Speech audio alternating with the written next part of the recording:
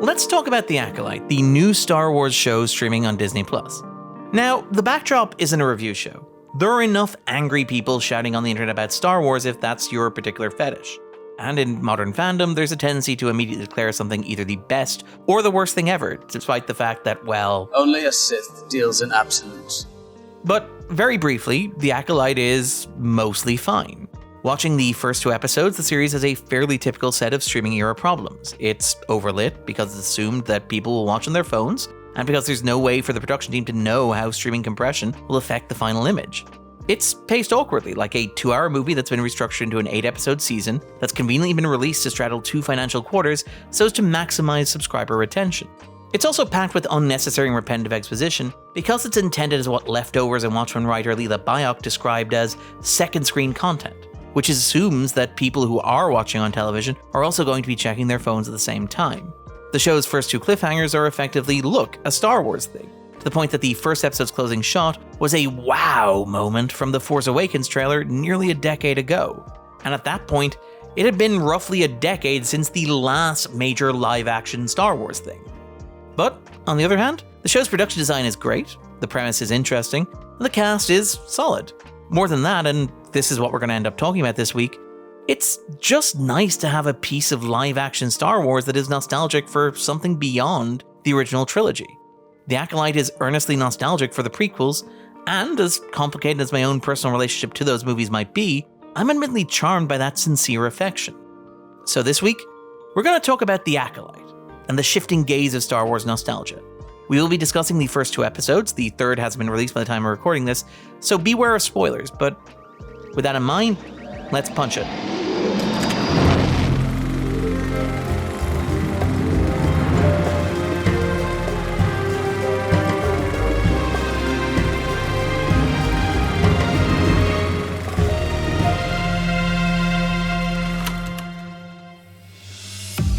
Now, I already know that a certain sort of Star Wars fan heard that introduction and bristled just a little bit.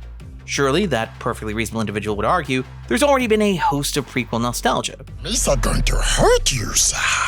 After all, Lucasfilm brought back actors like Ewan McGregor, Hayden Christensen, and Tamura Morrison.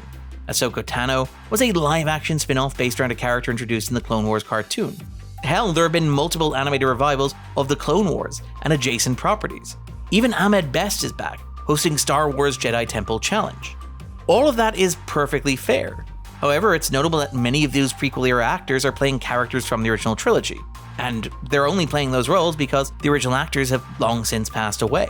The live-action Star Wars shows overseen by Dave Filoni and Jon Favreau, including The Book of Boba Fett and Ahsoka Tano, all take place in the gap between Return of the Jedi and The Force Awakens. Hell, even the shows that take place after Revenge of the Sith, like say Andor or Obi-Wan Kenobi, technically take place closer to the original Star Wars in terms of internal chronology. Don't get me wrong, there's been a definite desire to fold the prequels into Disney's larger embrace of the Star Wars franchise, but the bulk of attention has been focused around the original trilogy and the sequel trilogy.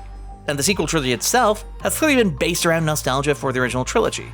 So there's like a nostalgia Ouroboros at play. This is reflected in the aesthetics of these shows and movies, the characters who tend to get focus, and the continuity that tends to get expanded. As such, in the larger context of the Star Wars franchise, the prequels tend to stand apart. All 3 of those movies were written, or at least co-written, and directed by George Lucas, and so paradoxically didn't necessarily feel beholden to the world that Lucas had built in the original 3 films. Lucas didn't need to prove to anybody that he was making Star Wars, because who knew Star Wars better than George Lucas? As a result, the prequels have a different look and feel to the original films, getting away from the used future aesthetic and embracing a digital computer-generated style. Of course, the prequels were, to put it diplomatically, contested by fans of the original trilogy. Can you explain the difference between Obi-Wan Kenobi and Qui-Gon Jinn? No. However, they clearly made a very strong impression on a younger generation of fan who finally had a version of Star Wars that they could call their own. When Disney bought Lucasfilm in the wake of that divided reaction to the prequels, there was a conscious push back towards the style of the original 3 films, right down to the decision to shoot the sequel trilogy on film with a heavy emphasis on practical effects. In contrast, The Acolyte feels very indebted to the prequels. Obviously, it features some of the same locations, such as the Jedi Temple on Coruscant. Coruscant? Cut, let's try it again. It opens similarly to The Phantom Menace, with 2 Jedi arriving on a Trade Federation ship to make inquiries. The season is structured as a science fiction film noir mystery, the basic template of Attack of the Clones.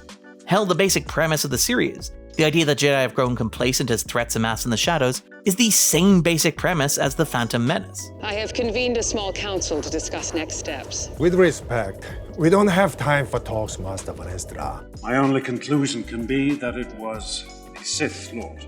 The Sith have been extinct for a millennium. I do not believe the Sith could have returned without us knowing.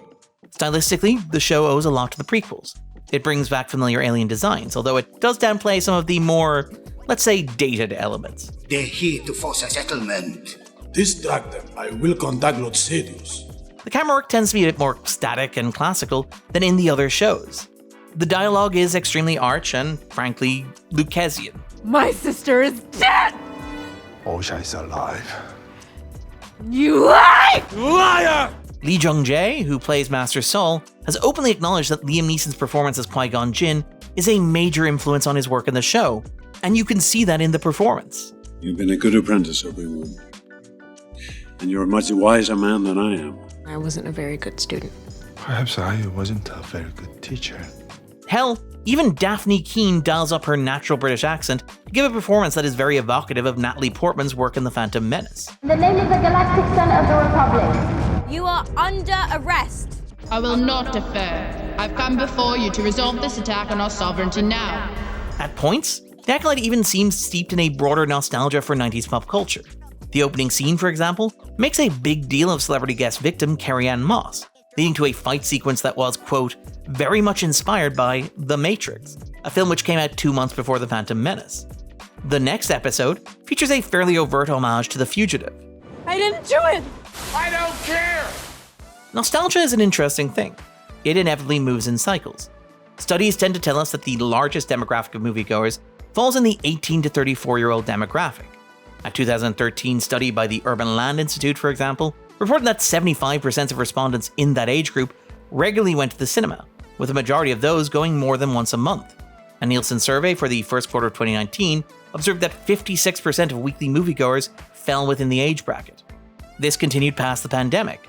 A 2022 survey by Morning Consult confirmed that the group was more likely than other age demographics to go often or sometimes to the cinema, with the lowest response of any demographic to the answer of never.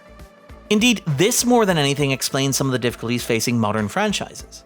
If you want audiences to pay attention to the films and shows that you're making, you need to speak to them. If you want to tap into nostalgia, it needs to be nostalgia for something that audience remembers. 2 of the biggest flops of last year, Indiana Jones and the Dial of Destiny and The Flash, notably appeared to nostalgic objects that held little cachet with that 18 to 34-year-old demographic. Both movies hark back to the biggest movies of 1989, precisely 34 summers earlier.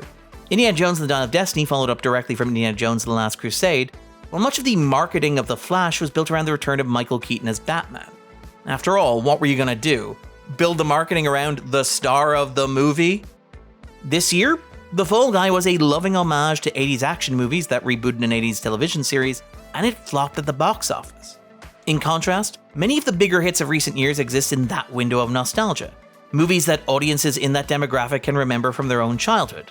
The Gentle Minions trend, the recent Guardians of the Galaxy and John Wick sequels that were sold as farewells to decade-old franchises, the long-awaited Avatar sequel, Five Nights at Freddy's adapting a beloved video game that was targeted at that demographic, and even say the Scream reboot or Jackass Forever and the Jurassic World films. Or Spider-Man No Way Home, which united the MCU with older iterations of Spider-Man, including 2012's The Amazing Spider-Man, and Sam Raimi's Turn of the Millennium Spider-Man trilogy that would have overlapped neatly with George Lucas's prequel movies. And in this specific case, it's worth noting that the Amazing Spider-Man movies starring Andrew Garfield were similarly contested to the prequels, but nostalgia covers a lot of sins. Top Gun Maverick is perhaps the most successful example of 1980s nostalgia in recent memory, but that's a special case. That was sold as a must-see cinematic experience, and it was as much a meditation on Tom Cruise movie star as it was on Pete Mitchell character. There is a tendency to exaggerate the hatred towards the prequels, particularly among general audiences and critics. After all, The Phantom Menace got positive reviews from Roger Ebert and the New York Times, However, those movies became the butt of various jokes among fandom for well over a decade. The Phantom Menace was 18 months ago, Tim. I know, Bilbo. Okay, it still hurts. Particularly among older fans who didn't recognize these movies as their Star Wars. My childhood has been unruined. However, time has been kind to these admittedly odd films. At least some of the fan outrage has inevitably moved on to the sequels, as it tends to do, and the kids who grew up with these films are old enough now to feel nostalgic towards them. This year, The Phantom Menace enjoyed a fairly successful re-release to mark its 25th anniversary. Maybe trash plus time does equal culture. Of course, it remains a problem that so much of Disney's management of the Star Wars brand is anchored in nostalgia, and that genuinely new and interesting takes on the franchise like Andor remain the exception rather than the rule. Still, the Acolyte suggests that nostalgic gaze is at least shifting more towards modern pop culture. This pastime encourages sentimentality and nostalgia, and both of these emotions can lead to... Our memories are lessons. That's something, I guess. I've been Darren Mooney, and this was The Backdrop.